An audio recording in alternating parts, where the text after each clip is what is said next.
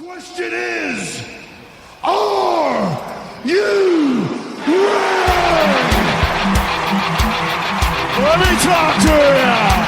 I will give you a show like you have never, ever seen before. Why? Because I can. What do you guys want to talk about? I am that damn good. I am the B-E-S-T. And the color red in a world full of black and white. I am the eater of worlds. Yeah, to get some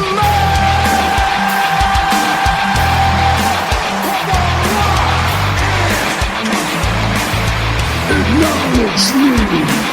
The champ is here.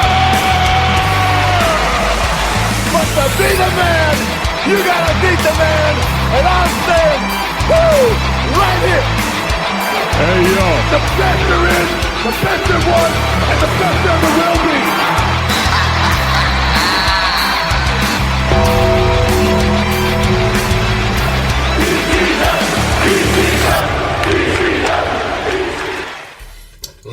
Ladies and gentlemen, boys and girls, children of all ages, welcome back to another episode of PCW Podcast Championship Wrestling. I am your host, Wayne, also known as Semi-Dry Chicken, and tonight's episode is going to be an open mic discussion. We're not going to be reviewing any pay-per-views. We're not going to be interviewing anybody today.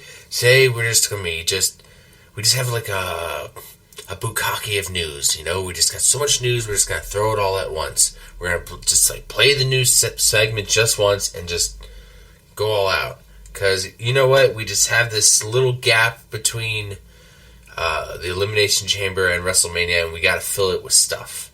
And I can't just sit at home and just twiddle my thumbs or just, you know, be in the Discord. I mean, we got shit to talk about. I mean, even to the point where like we're getting news as we're getting ready to kick off the show. So, with that said, let me bring out my commentators.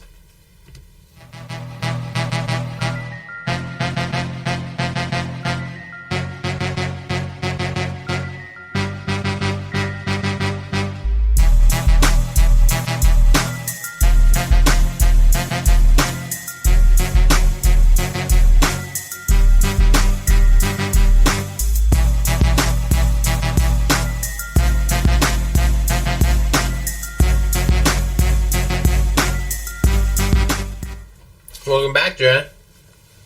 Yo, what it do, PCW crew? Dude, we're so close to WrestleMania. Can you feel it? Is it surreal yet? I mean, now that my flight's booked and I got a place to stay up there, yep.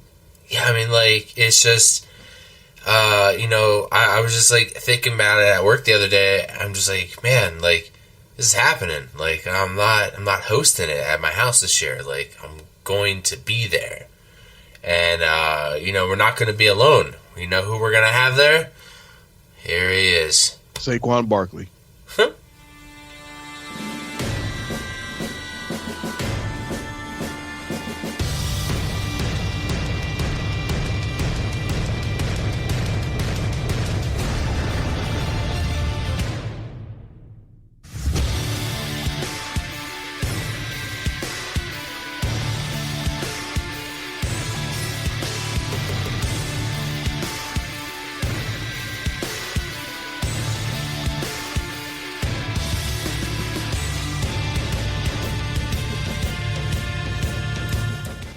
Doyle!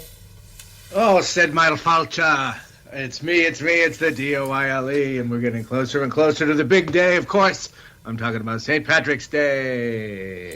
Dude, do you hold out your arms when you listen to Sheamus' theme song like that? You know, No, right? I do beat my chest. Ah, yes. Severely.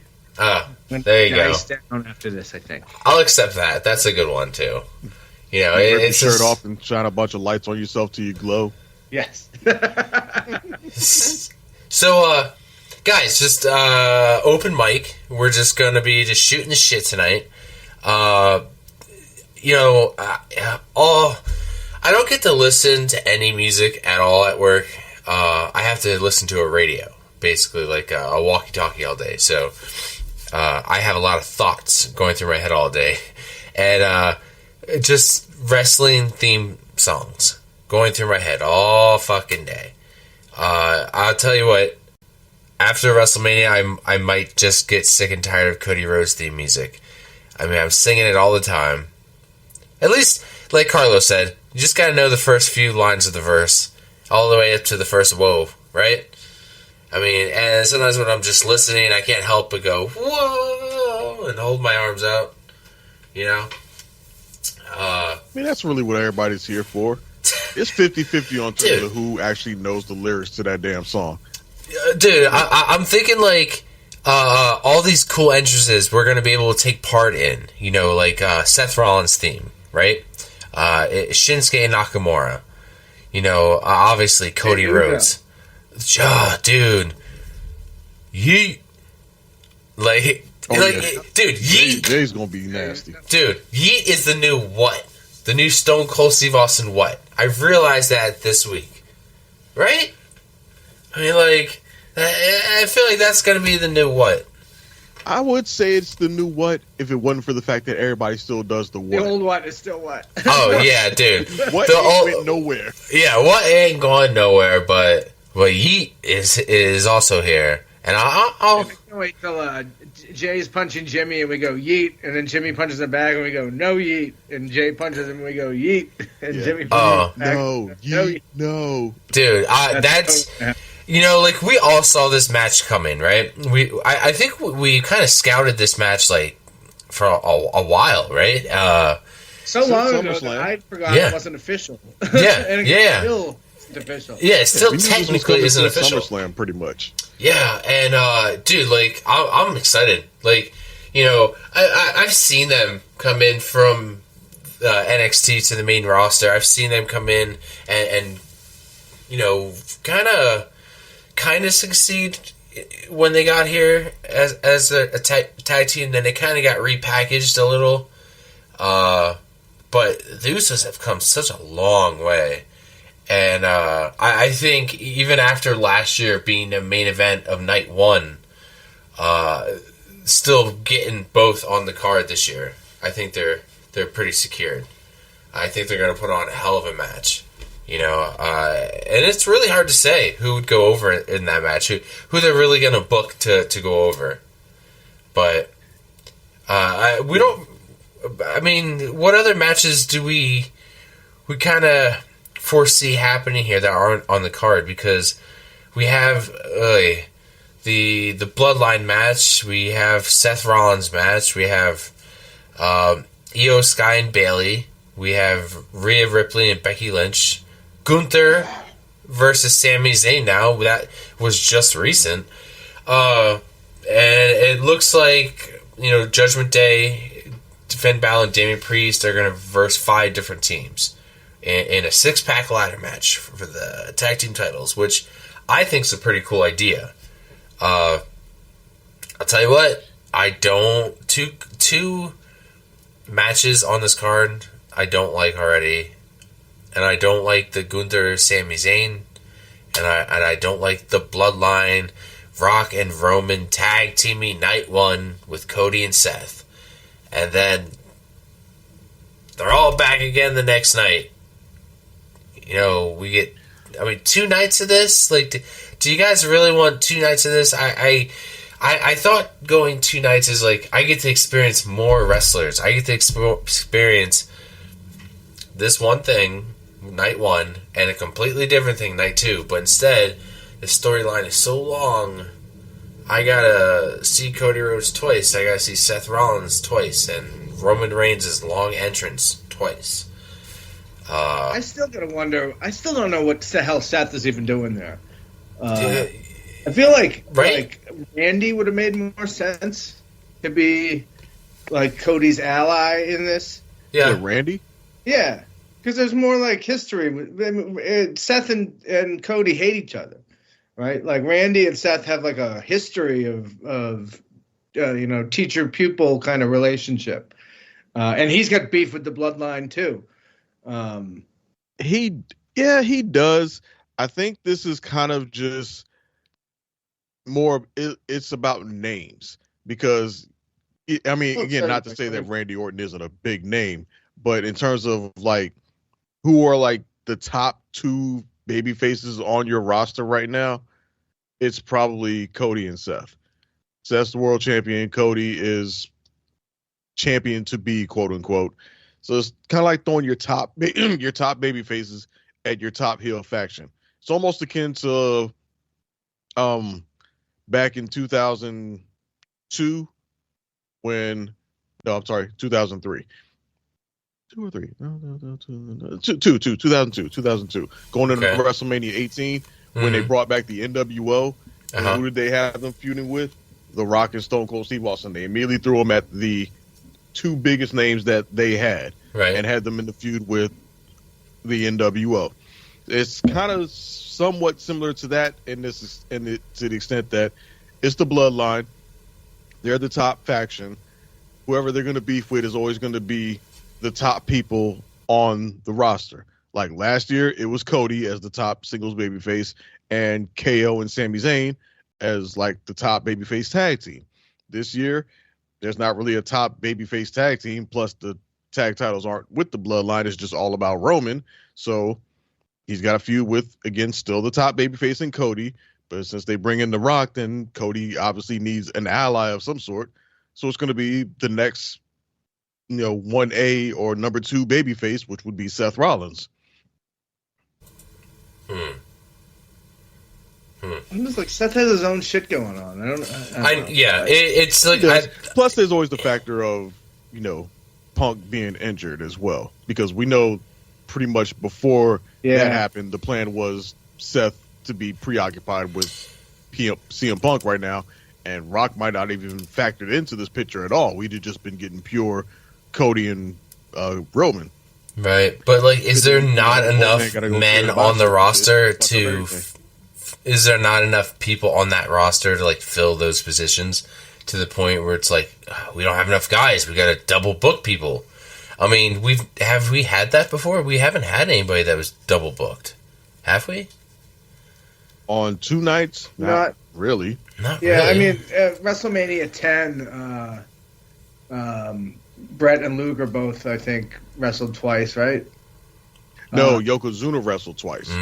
Okay. Yes. He wrestled, because he Well, wrestled Brett Luger wrestled first, then Brett. wrestled Brett. Okay. But we've had people, and then, of course, WrestleMania 4, you had the tournament. So you've had people working double in the same. Yeah. But I don't know that we've ever had anybody in the Saturday, Sunday era. if you will. Yeah, that's gonna Daniel be. Bryan did it at WrestleMania.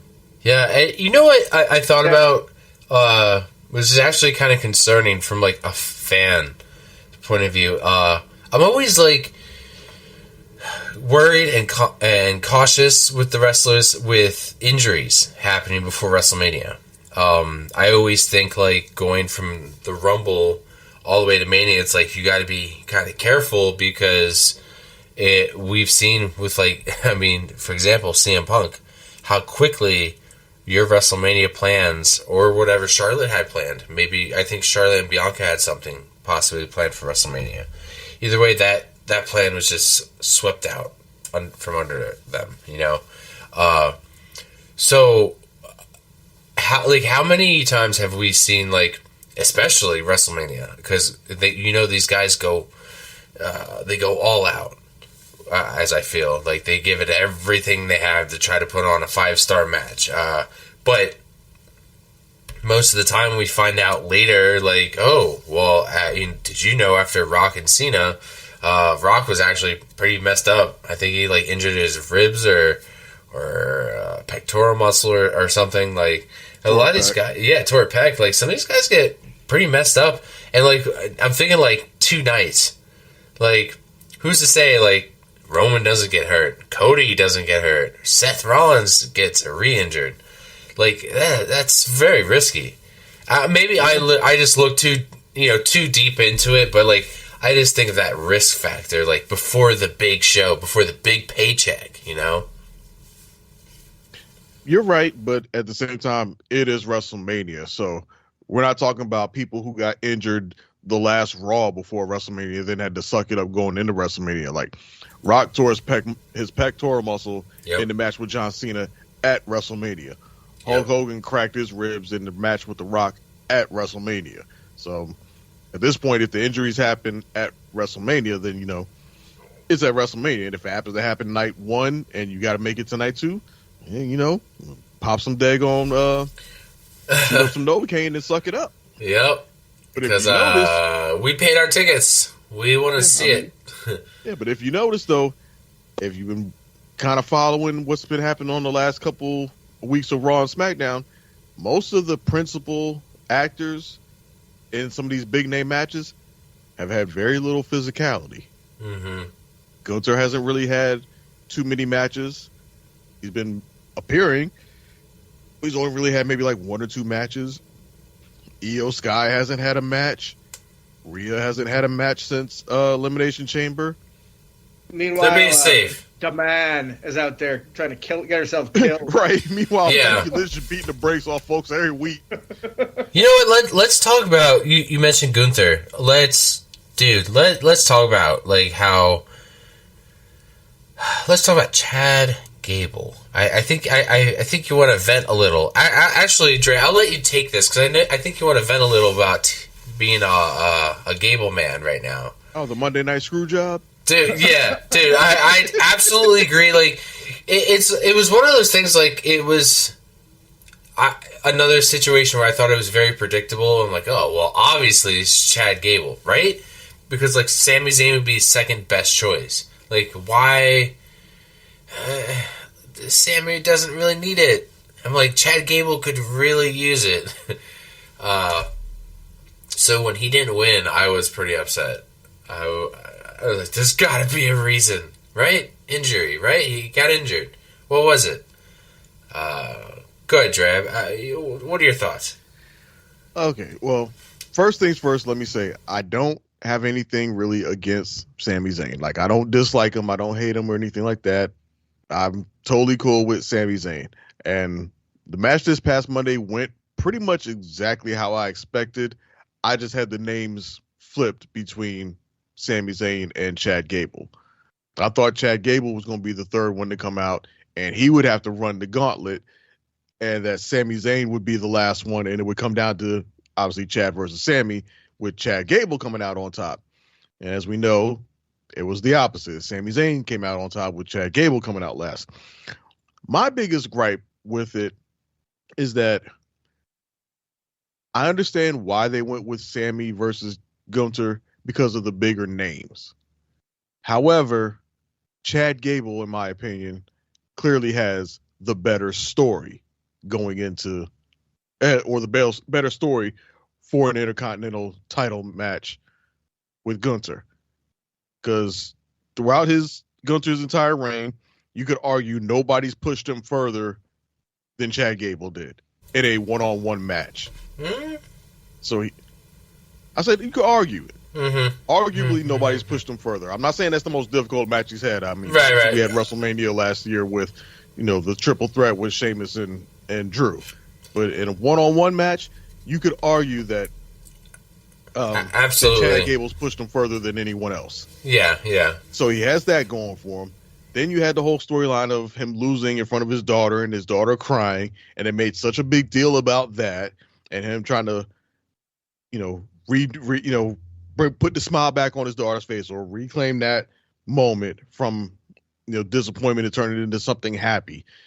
You got Chad Gable pushed further, gets knocked down, fights his way back up, and what better way for him to do it than in a gauntlet match? Have him come out there and have him fight off all these other guys to build himself up and regain his title opportunity and make himself look legitimate all at the same time and completely build it. Like the crowd would have been completely behind it. And he would have looked 100% credible as the guy who's coming for Gunther. Like, I'm back, I'm coming. I was the guy that, I was the guy who almost beat you last time. And I just ran through all these guys, and I'm coming for you again. That's a great storyline going into WrestleMania. Now, look at Sami on the other hand. What is Sami Zayn? what has his storyline been? Basically, oh, WrestleMania's coming in, I ain't got shit to do. I believe I could be a champion, but he's probably still sitting on that fat Yeah. paycheck from last year. Yeah, like he really doesn't have much of a story going into this match. Yeah. Other than it's WrestleMania and I ain't got shit to do. Yeah, and pretty much. I have to prove to myself or prove that I'm worthy of being a champion, which we thought that was him trying to be a world champion or destined to be a world champion one day especially after the match he had with Seth Rollins. But then I guess he lost that and said, I guess I can just be a mid-card champion for now. But there's no real story between him and Gunther going into the match. Again, it just feels like to me that they chose the bigger name over the better story. But right now, I think like it looks like they're teasing a little bit of more of Imperium and Judgment Day feuding, and Gunther and Damian Priest, like kind of button heads. Like we could get Sami Zayn beating Gunther, and then Damian Priest is cashing in on Sami, a fresh face, and it goes from heel, transitions to a face to a heel, so the title stays on a heel. What the hell is the point of that then? Just give the title on another heel, I guess. But it would be pointless. Then what? Like, yeah, exactly. Like, then what? That's not sad. I don't You're gonna give everybody this feel good, or give the fans the feel good moment of, oh, Sami Zayn did it. He's the guy who took down Gunther. He ended the longest streak, and he gets the title 5 minutes later. Yeah. I don't know. I don't know why. Talk all over the whole moment of Sami getting this win at WrestleMania if that's the route they're going to go. Right. I'm just scratching my head at this. But I don't think it's off the table either. Yeah. And then to put it on the guy who still has to defend his tag team titles, or just defended them, or just lost them. Yeah, just lost them. That's how I see that happening. Lost them night one, or lost. I'd see that. Lost them night one. I'm not leaving WrestleMania without a fucking title. One way or another, I am getting gold. Yeah, I mean, granted, yes, they did tease the whole, Imperium Judgment Day thing, but neither one of them seemed to be trending towards babyface. Mm-hmm. So I don't see the point in two heel factions feuding. I do think if between the two, if I had to say anybody's days are numbered, I would lean towards Judgment days being numbered, because I don't know how much longer you can hold back the Rhea Ripley babyface train. And not much longer, I'll tell you that. Right. And I think Dom is probably not completely ready, but on the verge of being ready to step out on his own as a solo, as a singles competitor. JD, Finn, Dame, I mean, they can all go their ways. Obviously, Dame still has the briefcase, so he can use that as his catapult into, mid-card title holder or, world champion title contender. So, I mean, there's some kind of story to tell with Andrade in there and all of that. I do like that, yeah. That's going to potentially the great thing is that they got so many fucking balls in the air at the same time. Not all of these things are going to end up paying off or turning into something, but they're just throwing them up there. Just, we often complain about how predictable things are. Oh, obviously they're going to be feuding. Obviously they're going to be feuding. But, do we really know? I mean, you should have 5, 7, 6, 7 people going after Gunther at a time. You know what I mean? He's got the championship. Everybody should want to be the guy that knocks off Gunther finally.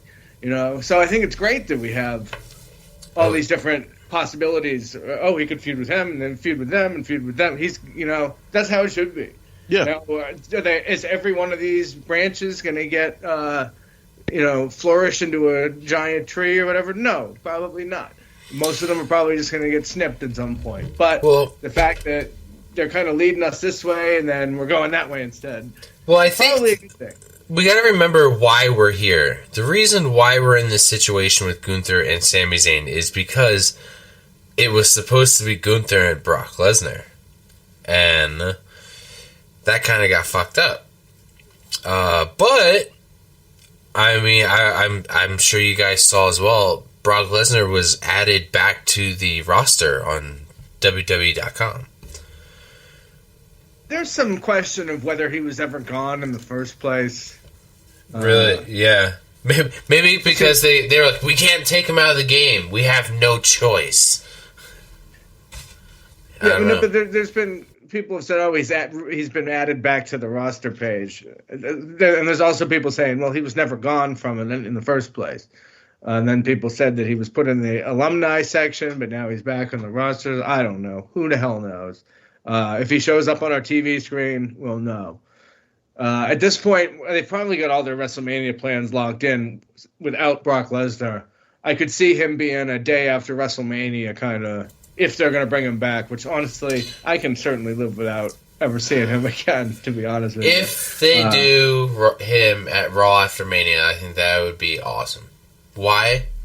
Because I bought tickets and I will be there. Me, Dave, and Andrea. All three. The three of us went before to a wrestling event. But yeah, we pulled the trigger. We got decent seats. Dwayne, also another listener, he's going to be there, but he's on the floor. He's very close. And I went to go look at tickets that were like right next to him, and I saw the price because, I'm buying them, like 20-something days before the event. Some of these tickets have been on sale for months. So he got them back when they were cheap. Also, speaking to a friend, Ron. I think cheap, relatively. Yeah. Speaking to a buddy, Ron of mine, I texted him. I'm like, hey, are you going to WrestleMania this year? He goes, yeah, I'm thinking about it. And this is like last week. And he goes, oh, well, I'm just going to maybe get tickets for night one. I'm like, oh, you didn't buy them yet? He goes, no, I'm just going to probably pick them up this weekend. So I was just looking around, just looking at prices of tickets, just curious.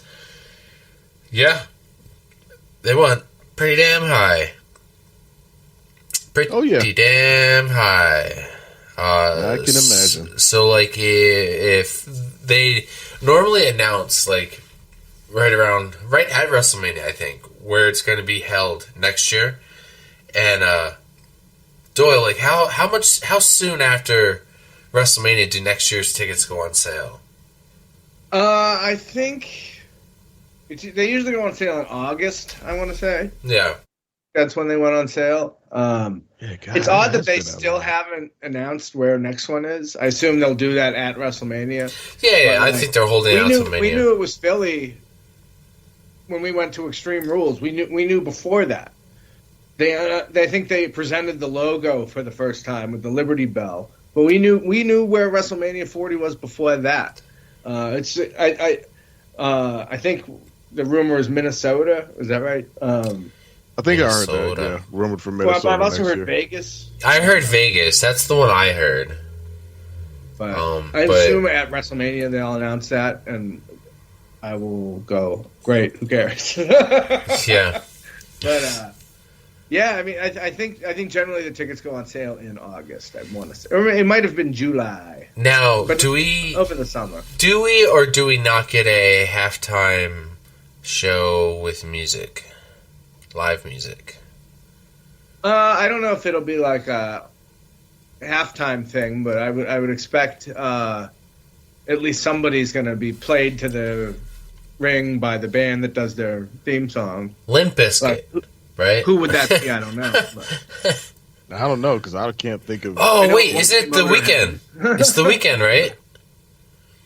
Yeah. Yeah. I would be shocked if The Weeknd isn't there. Yeah, I heard it's The Weeknd, and it's going to be during the weekend for WrestleMania. I think they're going to be playing the theme music. Oh, The Weeknd? Yeah. Okay. I mean, don't hold me to it, but I believe that's what I heard. Because I heard they're playing again. They've done it multiple times, I guess. So. I mean, we've had a couple bands like that that've been at WrestleMania multiple times. You know what? It's kind of funny. I don't know if you guys thought about this. Is what kind of celebrities are we gonna have there? what kind of celebrities have you seen in the past like show up to WrestleMania as ticket holders? I mean, I've seen It's a random hodgepodge, right? Like I know Adam Sandler is definitely a guy who's always there. I've seen him always there. But yeah, they said they're trying to get Sylvester Stallone. That would be cool, but yeah, I can see them try to get Sly, given that it's in Philly. I can see them trying to bring in somebody like Jason Kelsey or Travis Kelsey, given that again it's in Philly, especially Jason Kelly. I mean, not Jason Kelly, Jason Kelsey, since it's he's retired now from the NFL, so he's got nothing but time, and I'm sure the Philly fans would love to,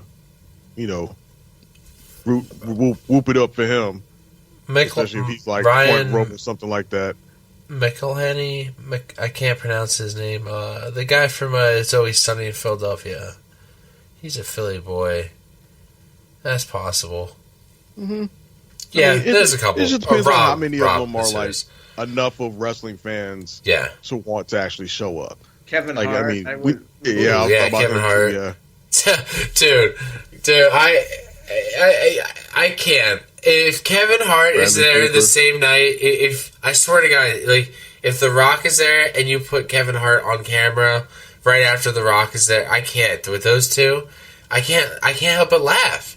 Like it's gonna take me out of the moment. Is what I'm saying. It's like I'm gonna be like thinking like I'm trying to take you as The Rock, man, not Dwayne. But as soon as I see you and Kevin Hart together, man, I start laughing. Those two. Yeah, I would think they would maybe not have them interact. Yeah, you don't want them to interact with each other. That's too real. Too real for me, I mean, man. it's bad enough you get The Rock at the Oscars yucking it up, and I'm like, this guy's a heel. What the fuck? Like, or how about John Cena? Tonight he was being an asshole, but here he is smiling, and John Cena was butt naked. Yeah, that's because The Rock was on Raw. Dwayne Johnson was at the Oscars. Right, exactly. Yeah. Dude, clever. Those two. Oh man, I don't think they can keep him heel that long because he's gonna at some point be asking the same people he's telling to go smoke crack to go watch him in some movie or buy his new book or drink his new tequila or wear his new clothes or.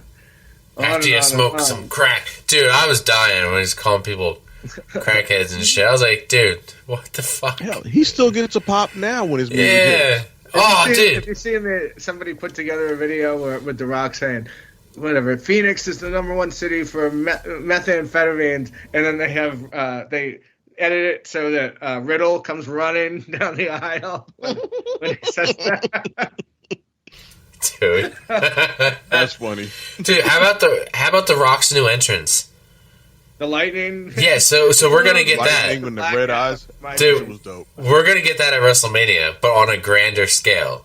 Like, we're gonna get the pyro out of There's gonna be like a legit lightning bolt. Yeah. Oh, I bet. Dude, there's gonna be so much pyro, so much.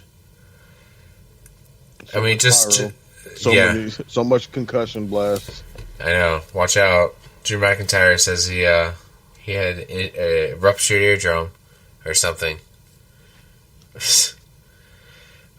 He's still doing great things on Twitter. What's that? So do you remember when Undertaker caught fire during his entrance? Yeah, dude. Yeah.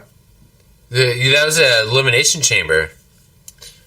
They also, I remember the WrestleMania where Triple H got dry ice on him, and he had to wrestle. Yeah. Oh, dude, that sucks. Yeah, there's also like all the things that could go wrong at WrestleMania. I mean, that's happened before, right? There's always something that goes wrong at every WrestleMania. I'm also curious what the grand stage is going to be like, because in the past they've had like a massive roller coaster. Like, I remember that set piece. What other big set pieces? They had the one in Vegas that made it... you guys know what I'm talking about, right? Like, there's like a theme for every WrestleMania. And they just build like the stage. It's very elaborate. Yeah, but some of them have gotten I'm just curious to Some know of them what. real hit and miss. Yeah, Some I'm of just. them look great. Some of them just been like kind of lazy and really uninspired. Yeah. Personally, my favorite set has always still been, even after all these years, still WrestleMania 17. I like Just the because of holiday. how big and massive it was. Even though it was simple, it wasn't Yeah. really like a theme thing. It was just massive and big as fuck, and just looked real raw and industrial with just these like giant ass screens and towers, and it made things look so much larger than life. So I mean, to this day, 17 is still my favorite WrestleMania set of all time. I like the Hollywood one when WrestleMania goes to Hollywood, mid 2000s. I like that when Last they year don't. was I'm about to say they've done that more than once. Which one? Yeah. I was talking about the mid 2000s one where they had like Batista and Rey Mysterio and John Cena and Big Show and JBL, where they would all be doing Eddie Guerrero, Booker T. They would be doing movie parodies, trailers. I always thought those were great. Oh yeah, the skits themselves were funny as hell. I'm just curious, Every time like they've done that. like what our theme is going to be for WrestleMania. It's like, we're like 20 something days out, and I kind of don't know what our theme is really. I don't know if it has a theme other than just like yeah, XL. Hell. yeah, extra large and finishing the story. That's all what it's Interesting about. to see what the set will look like, because I mean, they got a whole lot of room to mess with in that at the link. Yeah, they do. So, man, we just got like so much wrestling that weekend. Like, it's just so much to digest. With what's going on Friday. I mean, Doyle, what do you got going on between that week or that weekend in between WrestleMania? Like, what are you filling your schedule with? WrestleCon, which is basically every wrestler that's not directly affiliated with WWE right this instant, and I guess some that are. Basically, you just go and you wait in line and pay whatever their price is, and if you want a picture or an autograph, you kind of get, and you kind of see them. From what I understand, they're just kind of around, like a lot of the old timers. It's like it's a mix of like a lot of AEW people and people that were around when you were a kid. So it's I mean, Sting is going to be there. Jake the Snake, Honky Tonk Man. I think like Ronda Rousey's there, Ahmed Johnson, but then it's all like, Danhausen and, Billy Gunn and all the, all the AEW people, Brian Keith, just everybody, Chavo Guerrero, Colt Cabana, just on and on and on. It's got to be over 100 people. Imagine being AEW and half your roster asked for the weekend off to go to Philly for WrestleMania. Yeah, well, I'm sure they don't have anything scheduled that weekend officially. I thought they had. Wrestling World is coming here. Basically, there's all I kinds thought of AEW did have something like that. No, Maybe not the actual night. I thought they had something that Friday. There's a Ring of Honor show here. Yeah, that you mentioned it. Okay. Yeah, there's a Ring of Honor show here. But yeah, every indie promotion has a show going on. A lot of the multiple shows. I'm thinking about going to a Dudley Boys reunion or an ECW show that Friday night, I think, at the ECW Arena. I think there's like Too Cold Scorpio versus Super Crazy or something like that. Also, Juventud Guerrero versus somebody. The old Hoovy Juice. Yes, there's a couple cool matches, so I might go to that. And then there's this ridiculous world thing that I think I'll go check out but I'm going to wait until other people go to it and I get some reviews first, because it's fucking expensive. Yeah. I hate the fact that you can buy either a single day pass for one day or you got to get all 5. Right. Like they don't have a 3-day option or a 2-day option. Like say you just want Thursday and Friday, you got to buy them individually, or you got to buy all 5 days. Yeah, it's a scam. So it's like, okay, let me pick a day that I want to go, and then you got to kind of weigh it. Like, okay, do I go on a Thursday where it might not be as packed, but if I want to get some merchandise, at least I know the most stuff will be there Thursday, and I get it before some stuff gets sold out? Or do I wait till the weekend and maybe have a better chance of encountering, I don't know, random talent walking the floor or what have you? Mm-hmm. Or do you just shell out a fuck ton of money for the whole goddamn 5 days, which really doesn't seem worth it? You got to be like a super fan to do that shit. Yeah, like I said, I think I'm gonna do. There's a evening price. Like if you go after 3, it's a little cheaper. Yeah.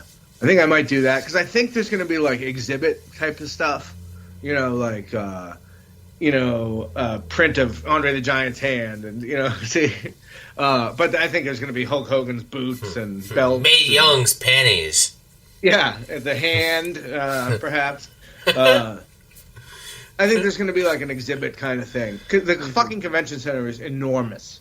Yeah. And that's where it is. So it's not going to be just some gift shop, I don't think. I think it's going to be something a lot more substantial than that. When the NFL draft was here a couple years ago, they had a big like fan experience. I think they used to call it Access. Access or something. So I think it's going to be something like that. I think there's going to be a ring set up every now and then. You're going to see, 2 NXT people maybe wrestle live or whatever. I think they're doing. Pat McAfee's doing his show from there one of the days. So there's going to be all kinds of shit going on at this thing. But I'm going to wait till other people go and shell out the money and see what they say about it. Yeah, all types of shit going on that you probably have to like pay for. Whether it's good or bad, they'll be right to the internet to talk about it. Well, I am going to be in. Hopefully, I'm trying to get into Philly Saturday earlier in the day. So, if anybody else is going to be in the area and wants to hang out, that's where I'll be. I'll be there early, trying to beat the crowds. I mean, if the weather keeps going the way it is, I'm down to tailgate for a bit because this time it doesn't look like I'm going to freeze. Yeah, Doyle, I don't think we'll freeze this time. No, yeah, dude, it's really possible to say right now. Like, and I don't think we're going to probably have a real good idea what the weather's going to be like until that week, that Wednesday, maybe. Yeah, it's so fucking crazy up in the air right now. Yeah, yesterday it was fucking freezing. Tomorrow it's going to be 75. That's what the weather was yesterday. So who the fuck knows? I mean, and also when it gets close enough that there's a forecast for that day, that forecast is going to change 7 fucking times between the first time I look at it and the day that it actually comes. So I don't know. Like I said, be prepared for anywhere between 25 and 85, and maybe rain or maybe snow and maybe sleet. Oh my god! So basically, anything and everything is on the table. Could you imagine? Factor in fucking precipitation. Doyle, also keep in mind the stadiums are always 5 to 10 degrees colder than the rest of the city. Yeah, because they're just out in the middle of nowhere. So any wind coming off the river isn't. I was gonna say, Doyle, do you remember how windy it was yesterday? Yeah, it was pretty bad. Imagine that during WrestleMania. Yeah, I mean, like they could have made this a week or two later. I think. Yeah, maybe, but I don't know. We'll see what happens. Oh man, I am so ready to call in sick and tell them I'm not gonna be able to come in because, I'm gonna when I'm not doing anything wrestling related, I will be sleeping. So, I'm gonna probably leave with some t-shirts. I think that's for definite. I'd be wrong of me not to leave without a t-shirt. We gotta get some sort of merch. Yeah, right. That's honestly the main reason why I want to check out the world at WWE, because they're talking about the biggest WWE shop, whatever. So I'm like, okay, I can go in there at least probably check out something that I've seen on the website that I've been somewhat interested in, and maybe want, but I can actually see it as what it looks like in person, because obviously the one thing that I already tried to buy from WWE Shop sucked. Yeah, just tell me about it. I all I know is you said it sucked, and I didn't know why. What sucked about it? Oh, I explained why in Discord. Like, so anybody who's obviously shopped from WWE Shop before knows that not everything on their website is like first party stuff. In other words, like not made in house. Like they don't have their own textile mill up in Connecticut, fucking busting down shirts and shit. Most of that stuff is outsourced to a third party. So I saw a hoodie on this website from, what the hell was the name of that brand? I don't know. It was a third party hoodie that I liked. Looked real good on the website. You know, it looked like it was kind of like a gray hoodie with, or like a black hoodie, but had like a dark gray upper with just a simple WrestleMania logo in the, on the left chest piece. I was like, damn, that looks like a nice, good, decent, fashionable hoodie. I'm going to buy it. So I did. It arrives, and first things first, the colors were not as pictured on the website. Again, the website makes you think it's a black body with a dark gray upper, when in fact the body of it is like dark gray, medium to dark gray, and the upper part is like a light to medium gray. Not what I was expecting. Second, the material is all polyester and spandex. No cotton whatsoever. When you touch it, it feels like you're grabbing foam. Which is not Foam. Is it like really what it feels like. It feels like you're touching foam. Like you squeeze it like it's. Is it like if you work for a company, this is the kind of clothes that they would give you, like that material, like, man, like company clothing. Not necessarily quite that, but I mean, company work. It just. I mean, now granted, there are things that are polyester that don't feel terrible. Yeah. But this one, because I guess they tried to go thick with it. Like obviously, everybody has like a T-shirt or something that's polyester, and it just feels like rather smooth to the touch, but clearly synthetic. Not like not a natural feeling like what cotton would be. This one, like I said, since it's a hoodie, and I guess they tried to be thicker about it with the polyester.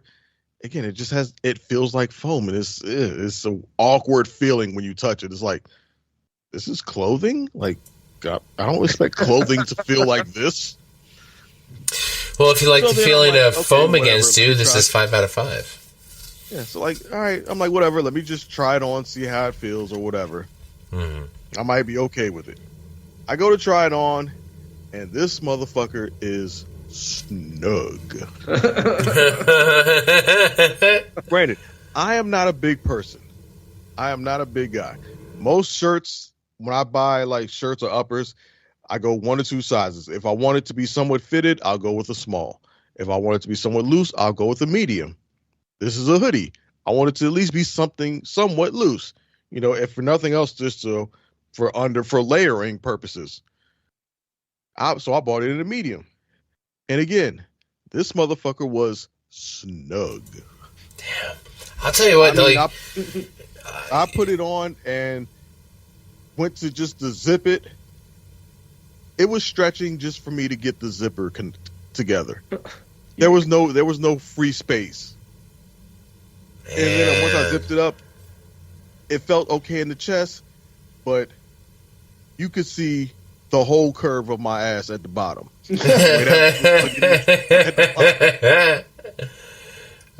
shit looked like a damn fitted dress on me the way it was hugging. I was like, damn, I didn't know my ass was that nice. Like, it hugged at the bottom. That's America's ass. Snug. I could not even pull the sleeves up past my forearms.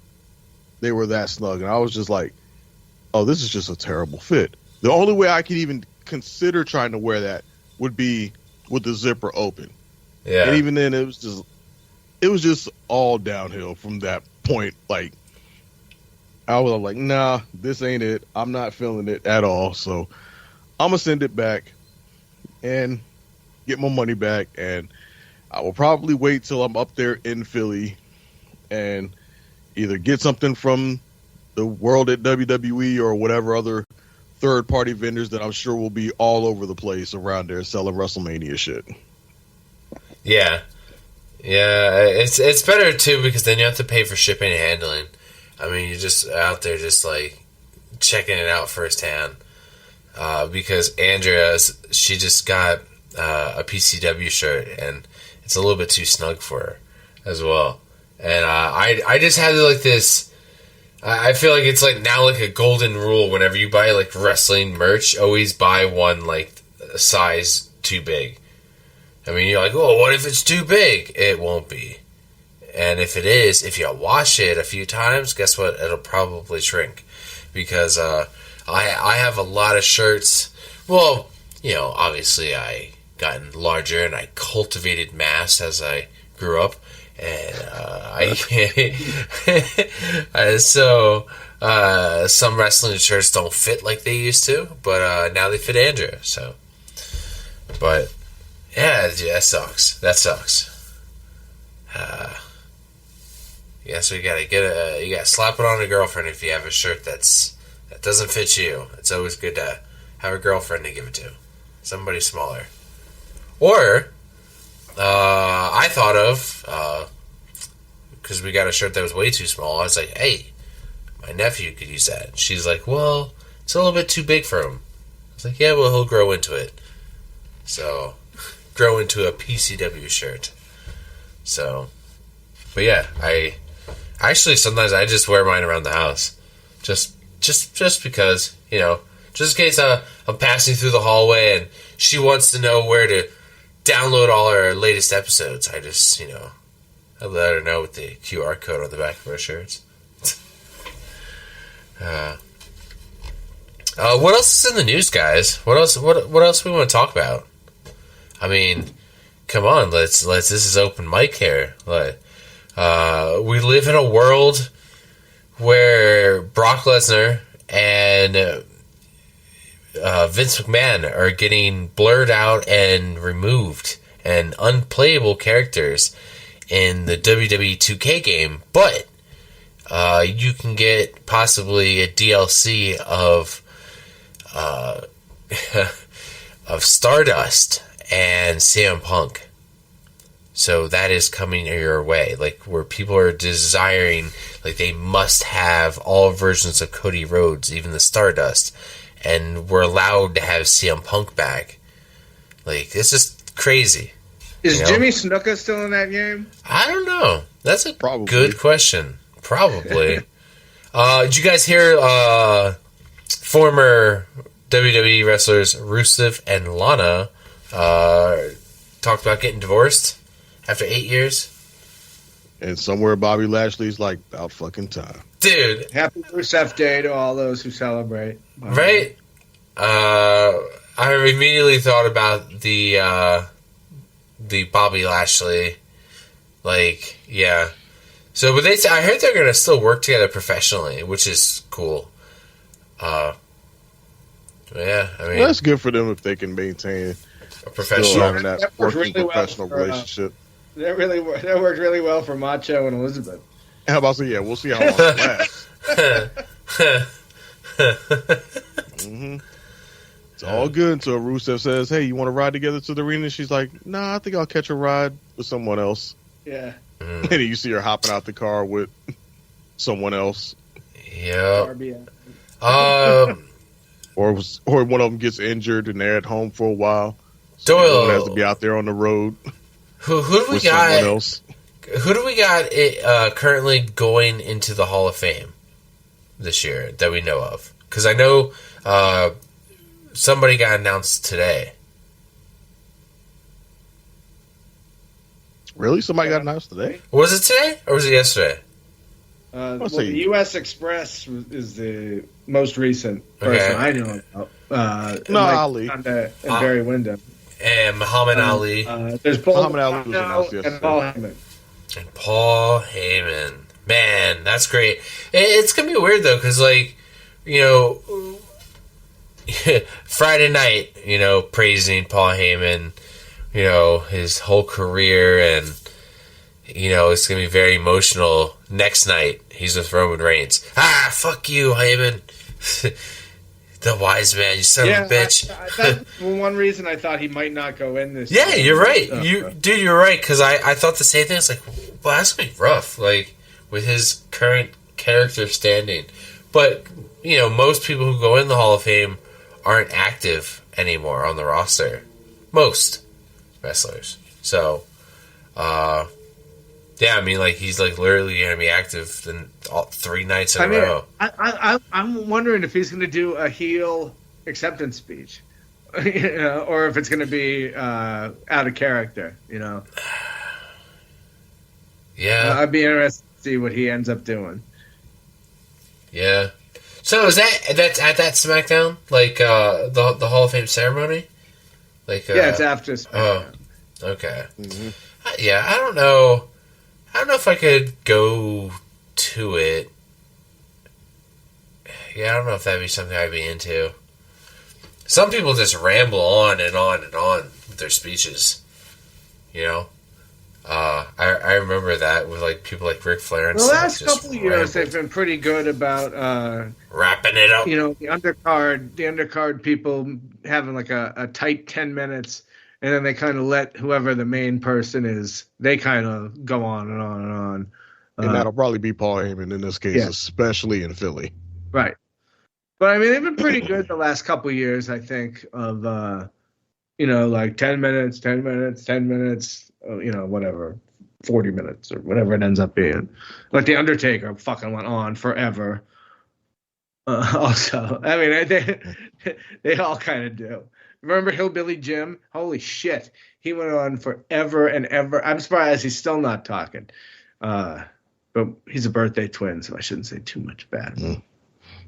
Mm-hmm. It'd be your own people. A total sidebar. Well, not total sidebar, but just to quickly jump back to the whole Miro and CJ divorcing thing. Oh, yeah. Go for it. Rumor, and again, I'm emphasizing rumor, all caps, rumor is that apparently Miss CJ Perry may have been having relations with one Damian Priest. What? Blockbuster. Again, rumor. Big emphasis on the rumor, but damn. Those rotten bastards. Oh, shit. Interesting.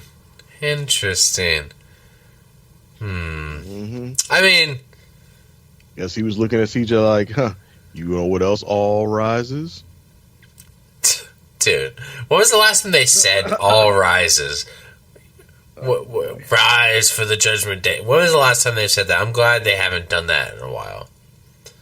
All rise, the Judgment Day. No, I'm not going to rise. It didn't stick. Acknowledge me. No, it was. I think that's what they were trying to do. Let's get another acknowledgement. No, dude, it's not. It's not the same. Wish.com acknowledged me. Yeah, I'm not going to acknowledge you. You had no accolades yet. The guys aren't successful yet. Maybe bring a world title to the Judgment Day, and then I'll rise. Jesus. Did you guys see Dom they was all over each other's socials. got booed at his own wedding? Dom? I thought that was pretty funny. It was funny. It's funny when you see the video. Yeah, I mean, being part of a wrestling family, I would assume, that's great. That's fucking awesome. So here's what we're going to do, since this is open mic. I am going to tag out because I need to go take a piss break. So you guys can talk amongst yourselves, and then I will dip in and dip out. Is that cool? Sure. We will sit here awkwardly silent while you go pee. Yeah, no, just no.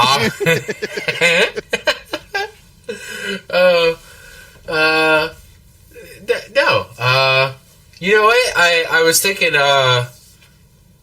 who we need to get some guys we need to get back on this show We need to get Wayne back on. We haven't had him on for a long time. We need to get Dave back on. You know, Eric, who's been on here. These guys, we got to get them back on. I like having the fourth guy, Carlos. I've been trying to talk Andrea into coming on. She said maybe after WrestleMania she'd do an episode. She's like, well, I don't know what to say. I don't know what to talk about. I'm like, well, tonight would have been a good one. It's open mic, so yeah, I gotta pee. So Yeah, we got it. So,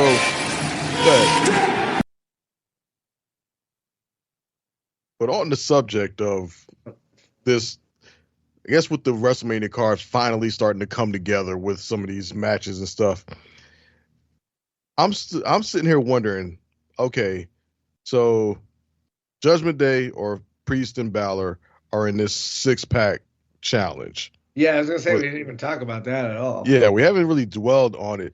Honestly, when I first heard about this and they said it was going to be a 6-pack challenge ladder match, I don't know why the first thought in my head was, okay, who the hell are they going to pair Ricochet up with in order to force him into this match? Yeah.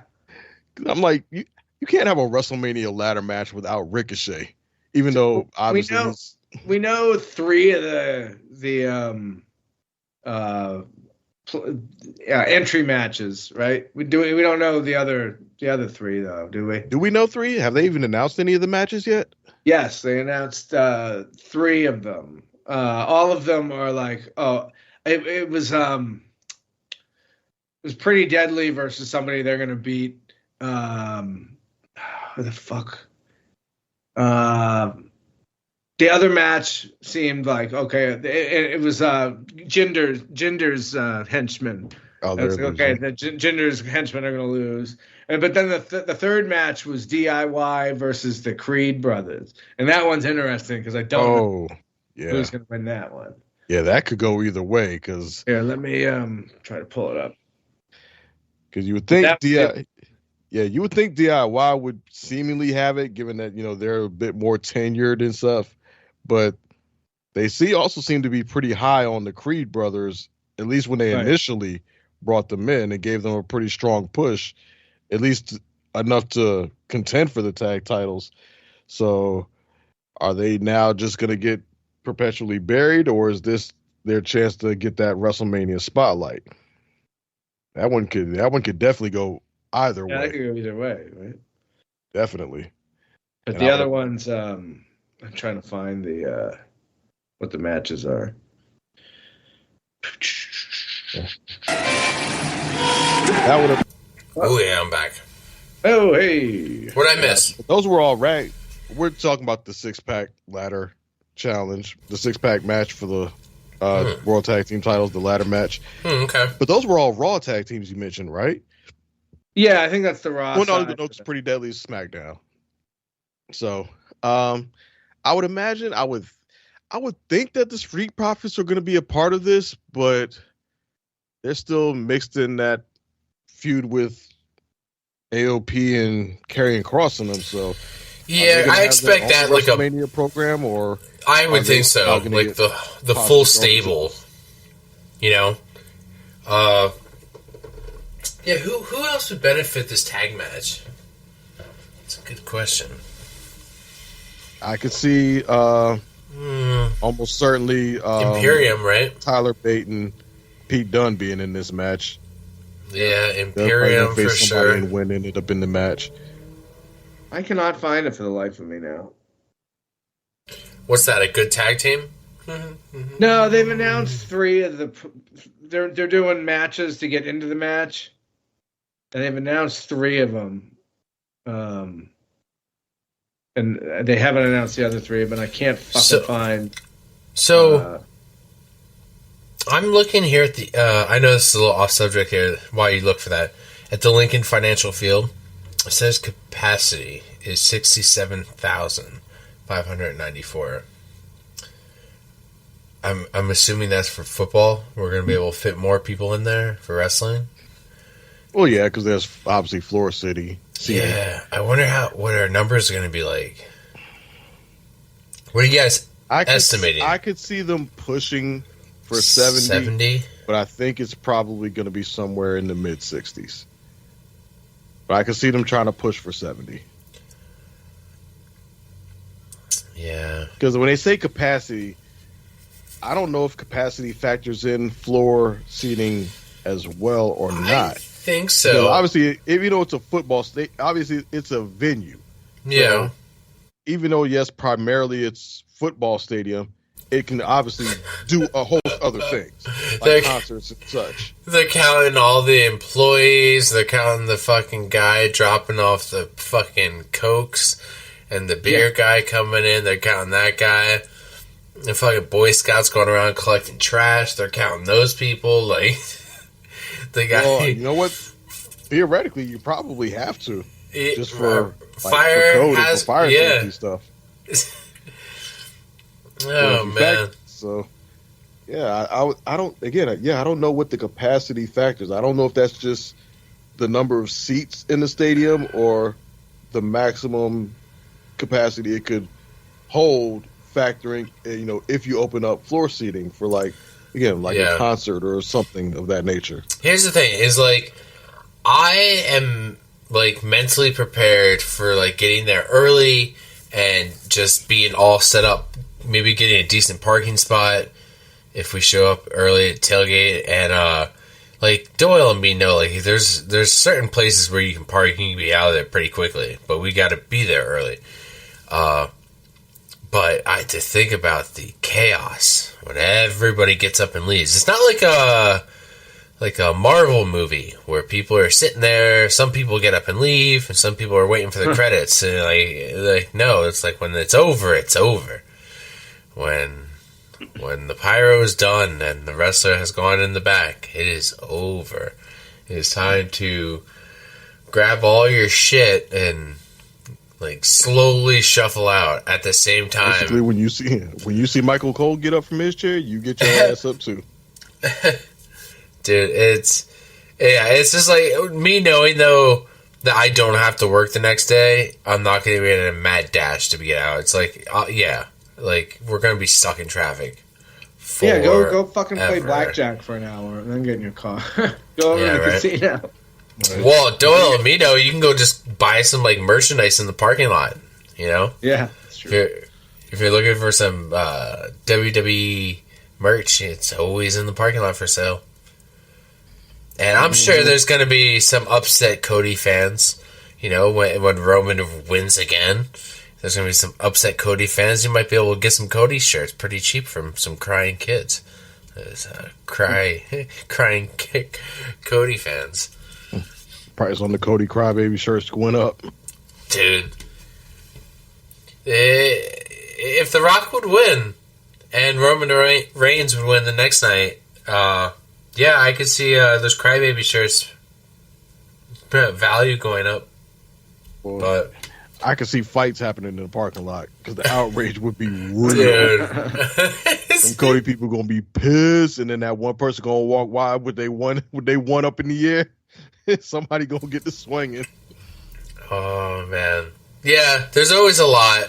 There's always a lot of shit talking in the parking lot. People always shit talking. You got this guy all decked out. And just think about last year.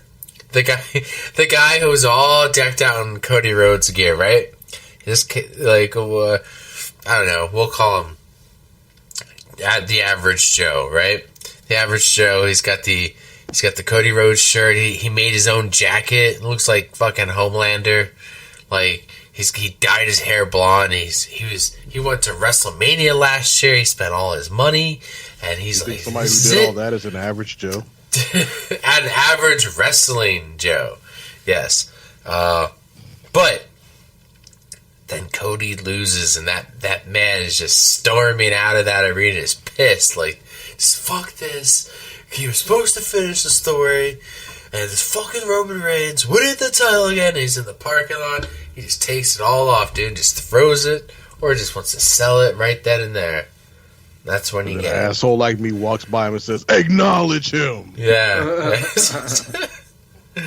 Yeah, but that same guy is just like, he's thinking about this year. He's thinking about buying tickets. He's like, no, man.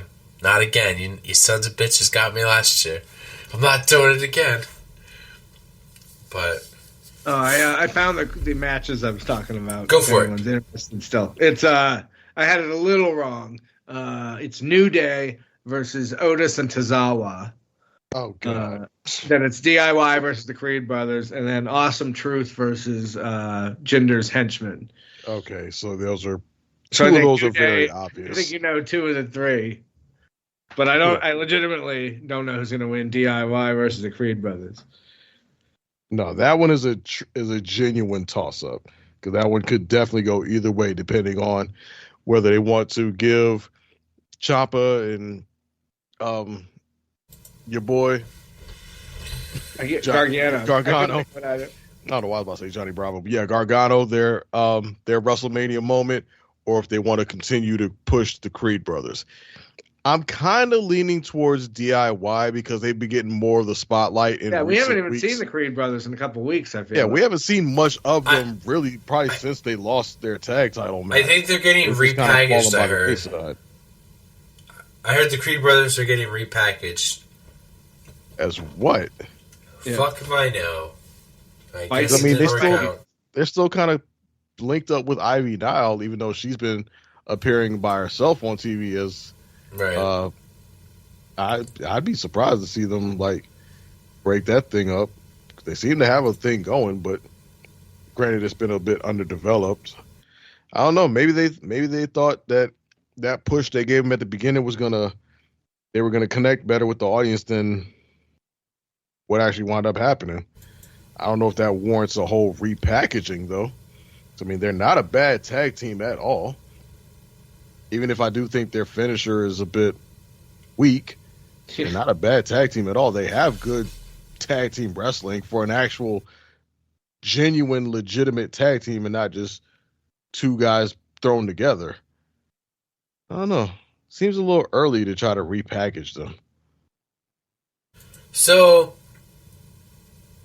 the Raw after Mania is known as, like, for me, is one of the best Raws of the year, right? That it's like our episode 1 of the new season. It's when stories get reset. The map gets wiped clean. New champions, new feuds, new everything, new contracts, new people being brought up, people coming back from injury. Now, I have a few people. I'm looking at the injured roster right now, trying to see who could possibly be somebody coming back. And nobody of, I want to say, great importance. Like, maybe Sheamus, I could see coming back. Maybe Sonya Deville. Maybe Braun Strowman.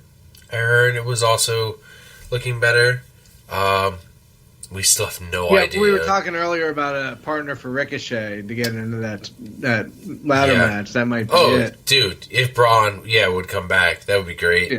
If he can come back before WrestleMania, but he has a neck injury, so. Yeah. Well, I heard he's He's doing well, and honestly, like, I think it's what both their characters need. Like, I don't think Braun is going to go anywhere by himself anymore, and the same with Ricochet. I think they just hit that mid-card tier, but I think as a tag team, they'd be pretty good, and it'd be a refreshing tag team. They were a tag. What's that? They were a tag. Yeah. Yeah. Yeah, they were. I just want to see that continue.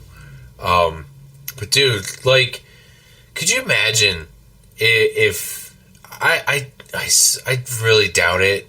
It's been since March 11th, 2022, since Big E broke his neck. Man, could you imagine if he would return the Raw after Mania? Oh, it'd be a huge pop. Oh my god! Massive. But I'm still not. I'm not not even entertaining the thought of letting myself get hyped for that. Yeah. He returns when he returns, whatever that may be. It's gonna be, if it ever were to happen, it's gonna be Right. fucking huge. Whether it happens in Cleveland or WrestleMania, you know. Yeah, and it's not something that I'm expecting to happen in any sort of timely fashion, because you think about other people who had injuries nowhere near as, or not as severe as what Big E had, and how long they were on the shelf. Like, you think of Shawn Michaels and his back injury. You know, he was gone for a good, 5-6 years before he came back to wrestling. You think about Edge and his neck injury that forced him into retirement. How long was it before he came back? So, you know, by those, and you think Big Daniels, E's, Page. yeah. So, I mean, you think about those people and compare that to where Big E's at now, still pretty early on. And there's still potentially a long while before we see Big E come back or make a effort to come back to wrestling. So at the 2-year mark, I'm not putting much thought or, you know, hope into a surprise Big E return. As beautiful as it would be and as awesome as it would be, I'm just at I'm at the point with Big E where if it happens, it happens. But I'm not. Take all the time you need. Exactly. I'm not rushing it or trying to anticipate it or whatever. I will just let the surprise happen when and if it ever happens. How do you guys feel about injured wrestlers being on commentary? Like, if CM Punk would be on commentary. I'm not saying full time. I'm saying, like, a handful of matches. Big E is also another entertaining voice I thought would be on commentary. But I thought that would be a cool idea. Cause if they can do it, I'm all for it. Yeah, because I was Some like... of them I don't think can do it. No. But I was still trying to think, like, what and how and where we can get CM Punk into WrestleMania. like as an MC, a host, pre-show kickoff panel, like... Come on. Oh yeah, I would. He will certainly be involved in some capacity, whether it's whether he's the host or his commentary on a match or maybe the whole for day one or day two. Or, Yeah, I mean they just advertised him for Raw next week or week after in Chicago. I know. I was like, that's awesome. What he's going to do at WrestleMania? Exactly. He ain't doing that just to show up and say hi and cut some babyface promo. The doctor said I'm fine and I've been cleared to wrestle. Wait, what? Wait a second. This kayfabe the whole time? Son of a bitch. Yeah, okay. He's going to announce something WrestleMania related. Either he's the host of WrestleMania or he'll be part of some pre-show or something of that nature. I don't want to see him as a special guest referee. No, I didn't say special guest referee. I said as a host. No, right. But I'm thinking of all the options that they would. You know what I mean? Just to get him on the show, they're gonna. Yeah, I agree with you. I don't want to see the special guest referee thing because one, that involves some level of physicality, and if he's not cleared, then he doesn't need to be involved engaging in any of that. Oh, he can be on. He's gonna. If they try to force him into a match, there's only one match that would make sense for him to be forced into, and that'd be the world title match, the World Heavyweight Championship match between Seth and Drew. Yeah. And yes, he'll suck all the energy out of that match. It'll no longer be about Drew versus Seth. It'll be like about which one of them is CM Punk going to lean towards to help them win. Is he going to screw over Seth to help Drew win? Or is he going to screw over Drew to help Seth? See, it's so interesting because he has beef with both men. And it makes such a good feud for when he comes back. I don't want to see him be any part of that. Like, maybe like a Grayson Waller effect. Like, let him be on like a talk show bit, I guess. But... See, even then, if he does that, what's he going to do? Just come out there, cut a promo, and leave? That's not Yeah, I don't know. something I care to see. I just want him there, God damn it! Why are you trying to take this away When from you me? go to the bathroom. Yeah, this guy. Yeah. You go to the Hanging outside with bathroom. all the other people in the pre-show. I'll- There's your I'll- CM Punk. I'll give you a $20 bill. Like, listen, if you're going out there, grab me a slice of pizza. I'm gonna hang out here. Yeah, that's all. You just all the other people just find out where they're filming the pre-show at. Go out there, say what's up to CM Punk. Slide Caleb Braxton my number for me while you're there. Yeah. And No. we'll hold your seat for you on the inside. So when you guys were younger, because we don't see this as much as we did back in like the 90s as much, but did you guys used to make signs when you went to wrestling events? Were you guys sign guys? I very rarely went to wrestling events. How about say? First of all, attending wrestling events was not a thing. Oh yeah, Yeah, I don't think I actually went till I was in college. really, gentlemen. Yeah, I would go a lot when I was younger. You know what, I did do signs. Some of them would get confiscated and taken. But I I never thought about the person behind me as I'm holding this gigantic sign in front of their face.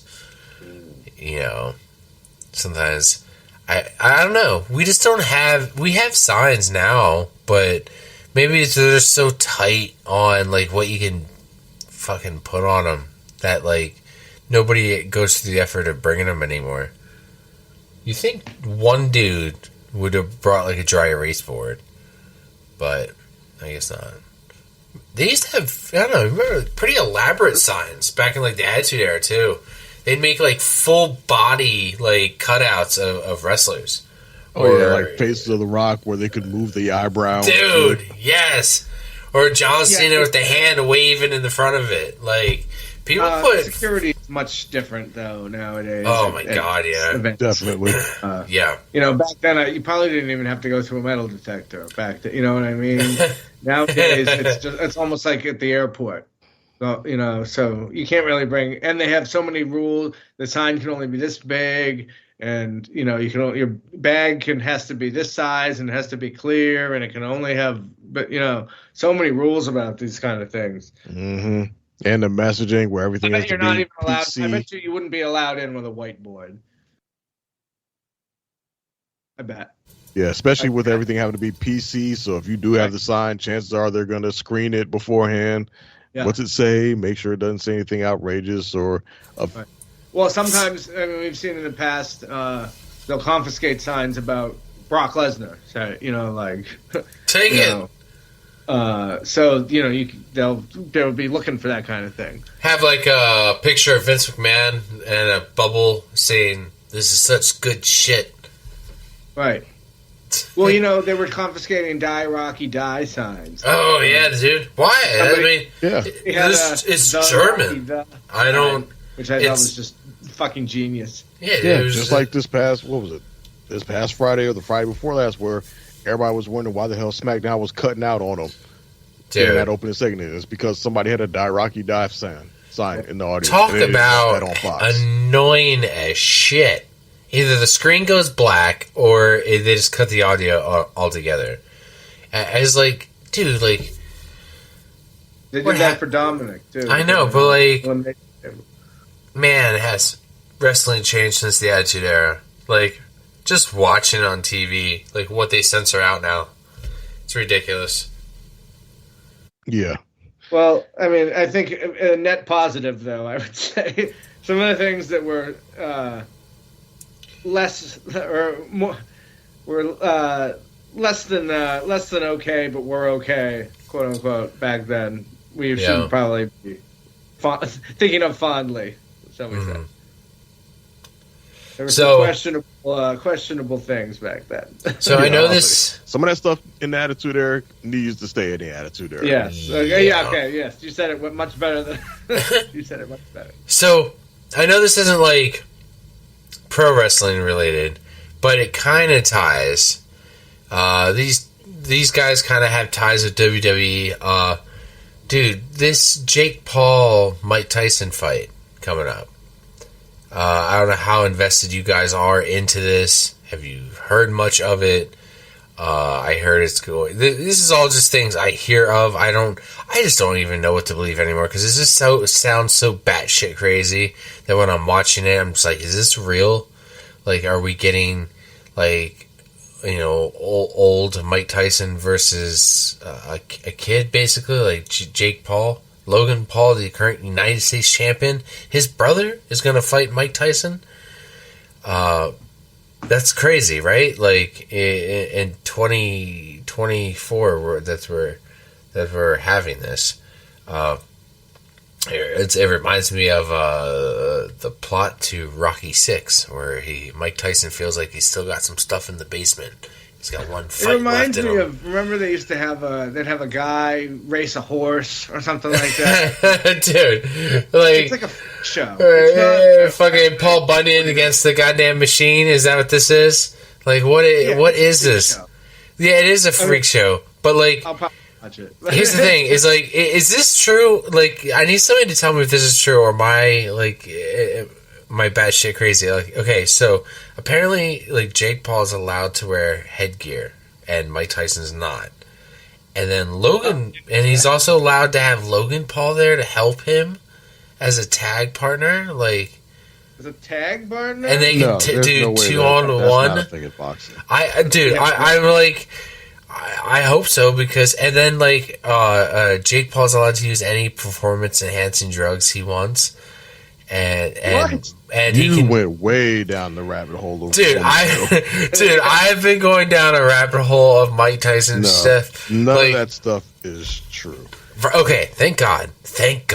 Jake, one, there's no way that they would allow Jake Paul to have headgear, and and Mike Tyson not have headgear. Okay, The risk okay. is still Yeah, the yeah. same because one, yes, Mike Tyson is Mike Tyson. He does have legendary knockout power. However, Jake Paul, while I really don't respect him that much as a boxer, simply because he does not fight, he's not fighting the actual real top tier boxers. He's always doing stuff like this thing now with Mike Tyson for showcase and exhibition. So I get that he takes it seriously. He does like take boxing seriously, but he doesn't take it serious enough to fight real, true, active, professional boxers. They're both actually, wearing like- headgear. Okay. Okay, so that tells me that this is going to be a complete exhibition, Yeah, They're yeah. both wearing 18-ounce gloves. which is Okay. Big. Yeah. yeah. So this tells me this is basically just going to be an exhibition Fun. for fun, basically just to make money. Yeah. And that's like, why that's the issue I have with Jake Paul as a boxer. Like he says all this stuff, like I take it seriously, I do this, that, and the third, yeah. but you're not doing actual fights sanctioned by boxing commissions where there's regulations and a point system and all this, that, and the third, to where you would actually be ranked in somebody's system to try to eventually or somewhat compete for a title. He's not doing any of that. Like none of his fights have been sanctioned by like the WBA or the WBO or the IBF or WBC or any of these other boxing commissions. He's basically just a and if glorified. they were legit, they could exhibition at least spot. find one because there's 7,000 of them. Mm-hmm. Right. But he's not that type of fighter. He's not doing this for the actual profession. He's doing this for exhibition and for making money and to make He's a not show. trying to of it. climb up the ranks. Of, Right. He's not trying to fight any champions or anything of that nature.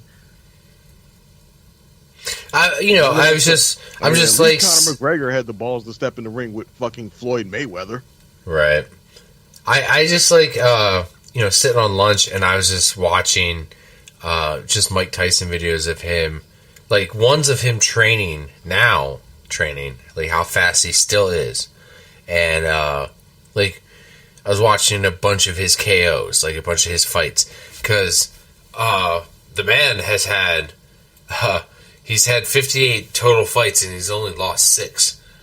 And so I'm like, you know what? I want to watch the 6, the losses that he had. So, I would watch the losses and to They see all have the like, same thing in common. what's that? They went past the third round. Yeah. Yeah. Mike And, Tyson never won a fight that went past 3 rounds. dude, doesn't that remind you of like Clubber Lang, like in Rocky 3? Like he's he's the powerhouse. The guy just doesn't go he doesn't have the stamina, but if he gets a hold of you, he'll knock you the fuck out in those first 3 rounds. Yeah, you could somewhat say that. I mean, especially considering Rocky 3 came out before Mike Tyson was a thing in boxing. But very much for sure. Somewhat similar in that vein. Mm-hmm. But no, I know we're pro wrestling we talk about, but with the Logan Paul and Jake Paul connection, and also Mike Tyson has always been connected, but Mike Tyson being a Hall of Famer a celebrity Hall of Famer who actually genuinely deserved to be a celebrity Hall of Famer. Yeah. And wasn't just a famous dude who showed up on Raw one night and then suddenly is a Hall of Famer. Yeah. So, and looking at you, Bob Uecker. So I definitely thought I'd bring that shit up. Is there anything else you guys want to, open mic about?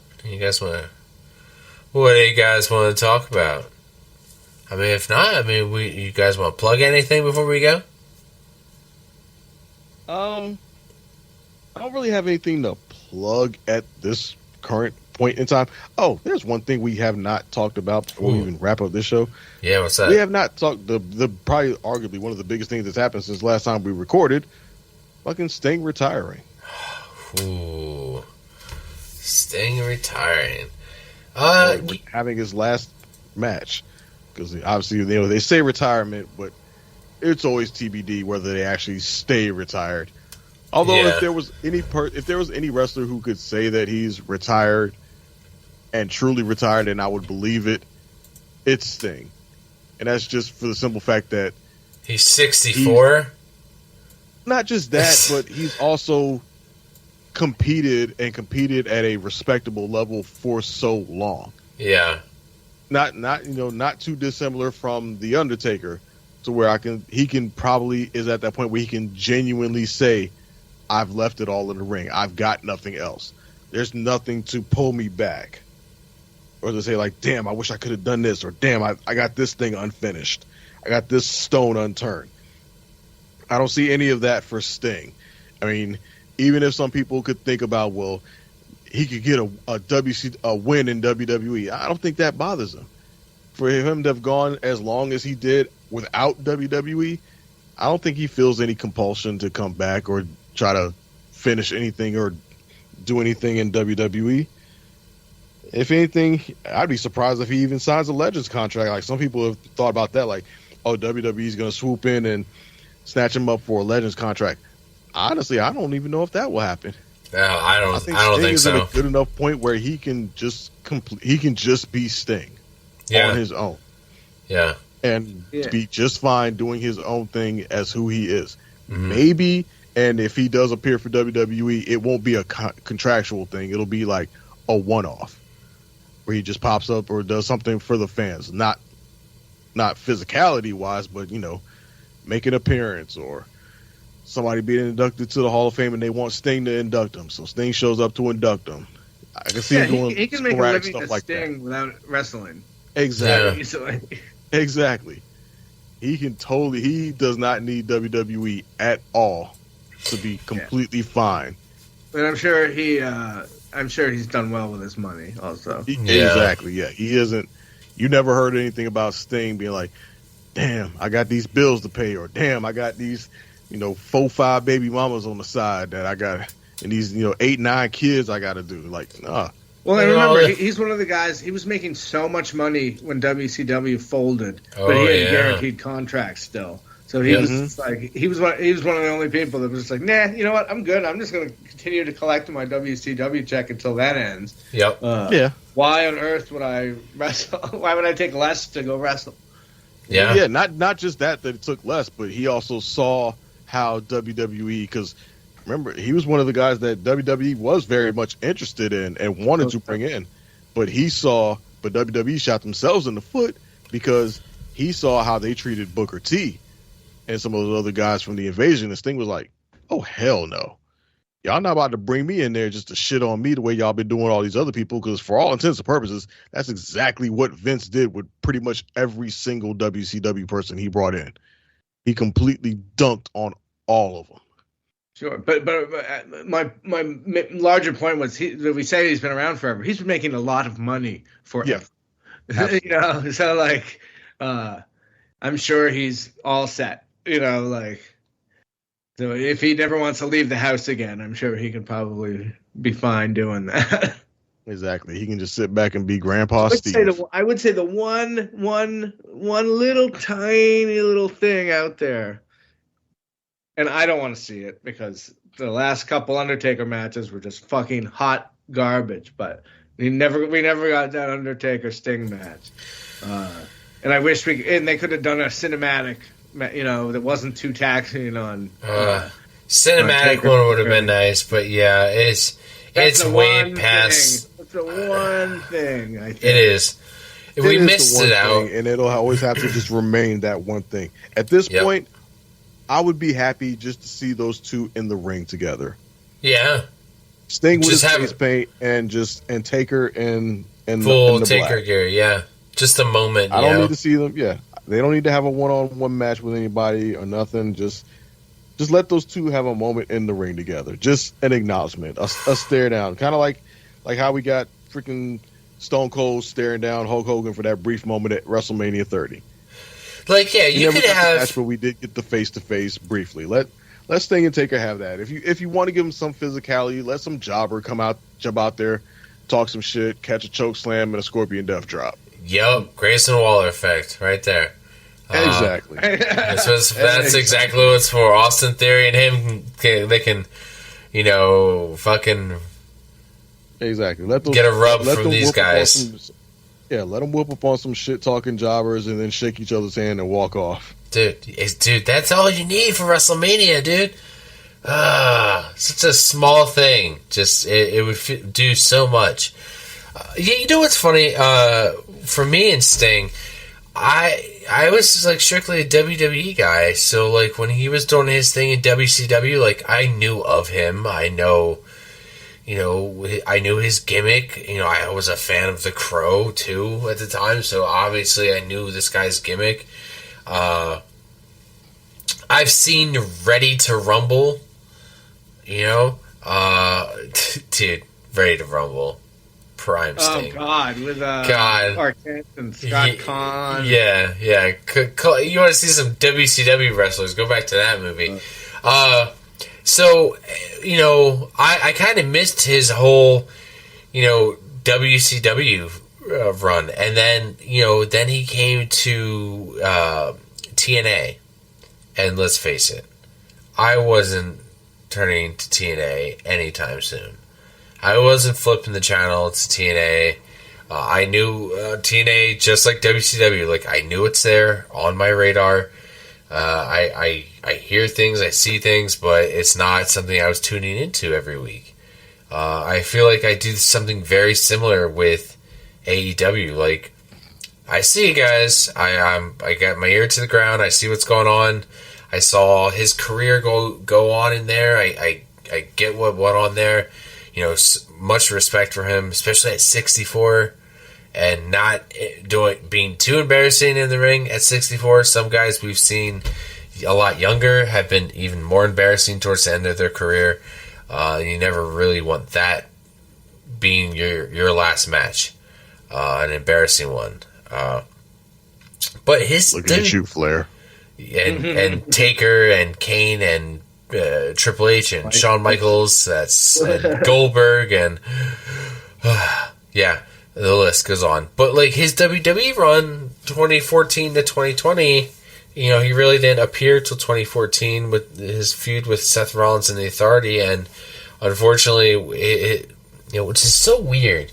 His career, WWE career, got cut short because we thought he, couldn't wrestle anymore. After an injury from that neck injury, he had a match with Seth Rollins. Exactly, he but had 2 matches. He had the WrestleMania match with Triple H, which he should have fucking won. Yep. And he didn't get treated too well. Was off when TV he came over, and then came back and suddenly had a title match with Seth Rollins. Yeah, and even when he came over to WWE, I felt like he kind of got buried, like at WrestleMania. Like he should have won that match. Like, but I get it. It's like, you think Vince and Triple H are gonna let somebody like Sting go over on them? Like right, it was Vince just and like his ego. That's why they made it the whole. They tried to make it like a WCW versus WWE thing with DX coming to Triple H's aid and fucking NWO coming to Sting's aid, which made no sense whatsoever fucking ever, because those two were the biggest fucking rivals. Like, the whole thing about Crow Sting was he was the WCW guy fighting against the taking over entity known as NWO. But years later, like, hey, we got you back. Well, I whip your ass against you, but against them, we're allies. It's like X-Pac, weren't you part of NWO and DX? Right. Yeah, X-Pac just standing there confused as fuck. Oh, Shawn Michaels, weren't you part of the NWO as well? You see, you're the problem. Like, I just saw that clip the other day, made me think of it. I love that. Mm-hmm. Like, Shawn Michaels just, was it Booker T, right? He just super kicks him, knocks him out. He goes, you're the problem. Mm-hmm. That's great. They did the same thing. Then he kicks out Big Show, super kicks him. The NWO just died right then and there. You know, but yeah, dude. The Sting, what a great career. 64. I'm sure he's going to be very happy not having to wrestle anymore. I'm sure if he wanted to, he could still collect paychecks. I saw his entrance with his sons. It looked like the old Sting and the 90s Sting and the modern day Sting. Like it was awesome. Just like him in that red, white, and blue, with the old surfer looked just like old Sting. It had me going at first. That was my favorite moment. Yeah, was in that match. Seeing his son come out. They were apparently wearing the actual gear. Yeah, I'm pretty sure that was the gear from Great American Bash 1990 when Sting first won his first WCW title over Ric Flair in Baltimore, Maryland. I'm almost certain that was the same outfit. It was the original gear. Yeah, it wasn't production. Kind of and then his other son had the Wolfpack look.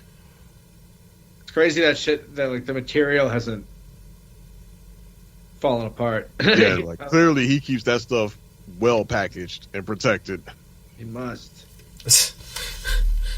So, yeah, dude. I honestly, like, I know we got less than 20-something days. I'm gonna probably put out another episode, or two even, because things are changing, and let's face it, like, we're excited, and honestly, I don't. We have to do a preview episode week of. Yeah. And I don't know when we're gonna have. Listen, the post WrestleMania show will be out, but it will be a little bit later because it's going to be a 2-episode, and it's going to take a while because we're gonna have a lot. And I might, you know what? I thought about taking. Watch it after we. Oh, for sure. Yeah, I'm gonna go home and watch it. At least what the commentary was and what. What for sure. People saw versus what we saw from our random seats up in the stadium. But I might even, if I want to get, like, right then and there, like, audio recording of live reactions of some of this for the episode to play back later, I might even do that just because it's the moment. Like, how do you feel when you're there, I don't know. It's different. It's going to be exciting.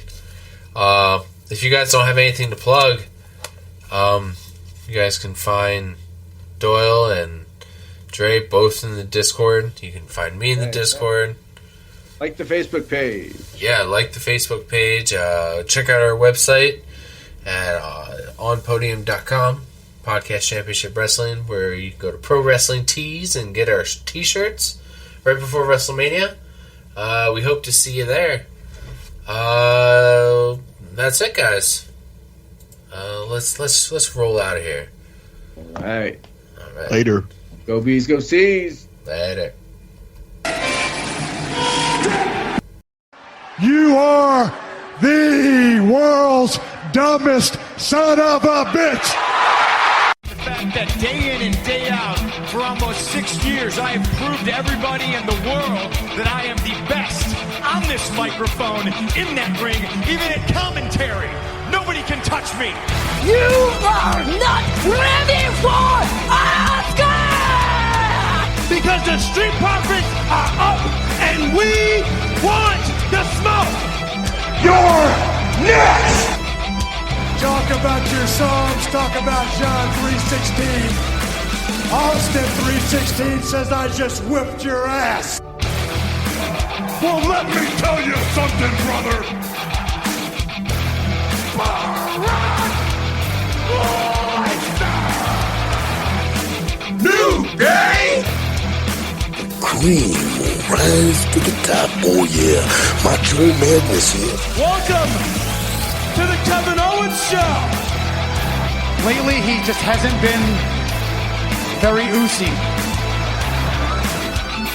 Because I'm the Miz, and I'm awesome. Those rotten bastards.